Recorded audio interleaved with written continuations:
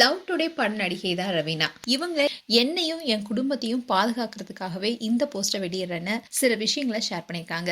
இந்த விஷயம் தான் இப்ப பேசும் பொருளா இருக்கு. அதோட அப்படி அவங்களுக்கு என்னதான் நடந்துச்சு என்பது குறித்தும் சொல்லியிருக்காங்க. பிரபல டப்பிங் ஆர்டிஸ்டான ஸ்ரீஜா ரவியோடைய மகள் தான் ரவீனா ரவி. இவங்களும் பல படங்களை டப்பிங் ஆர்டிஸ்டா ஒர்க் பண்ணியிருக்காங்க. சமந்தா, காஜல் அகர்வால்னு பல நடிகைகளுக்கு பின்னணி குரல் கொடுத்திருக்காங்க. இப்படி இருக்கும்போது தான் ஒரு கிடாயின் கருணை மனு படம் மூலமா ஹீரோயினா இன்ட்ரோடியூஸ் ஆனாங்க. இதை தொடர்ந்து தான் ராக்கி, லவ் டுடே, மாமன்னன் போன்ற படங்களும் நடிச்சிருக்காங்க. இதை தொடர்ந்து தான் வெறுக்கத்தக்க வகையில மெசேஜ், கமெண்டும் வருவதா சொல்லி எல்லா ஸ்கிரீன்ஷாட்டையுமே ஷேர் பண்ணியிருக்காங்க. அதோட பல பெண் நடிகைகளுக்கும் இவங்களால இதே போன்ற மோசமான அனுபவம் ஏற்பட்டதாகவும் ரவீனா சொல்லியிருக்காங்க.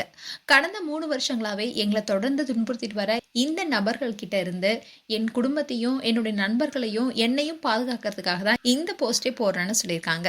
அதுல காவல்துறையில அளித்த புகார்களும் எச்சரிக்கைகளும் இதை தடுக்கும்னு நம்பினேன். அதனாலதான் இவ்வளவு காலம் நான் அமைதியா இருந்தேன். ஆனா சபரிஸ் என்ற நபரும் அவருடைய இரட்டை சகோதரும் என்னையும் என் குடும்பத்தையும் என்னுடைய நண்பர்களையும் தொடர்ந்து துன்புறுத்துறாங்க. வெறுக்கத்தக்க மொழியில கமெண்ட்களையும் மெசேஜ்களையும் அவங்க அனுப்பிட்டு இருக்காங்க.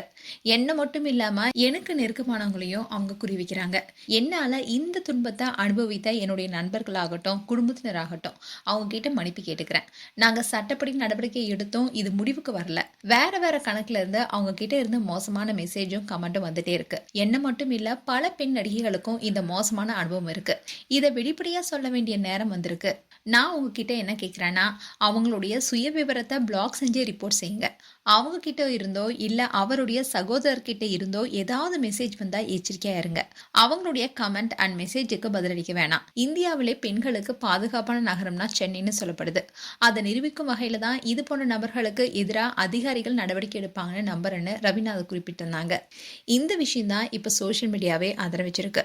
இந்த போஸ்டை பார்த்த பலருமே இது போன்ற நபர்களுக்கு எதிராக நம்ம குரல் எழுப்பணும், அவங்க தண்டிக்கப்படணும்னு பலருமே சொல்லிட்டு வராங்க. மேலும் உங்களுடைய கருத்துக்களை கமெண்ட் செக்ஷன் சொல்லுங்க. இது போன்ற வீடியோஸை பார்க்க நியூஸ் தமிழ் கிட்ஸ் சப்ஸ்கிரைப் பண்ணுங்க. மறக்காம நோட்டிஃபிகேஷன் பட்டனை கிளிக் பண்ணுங்க.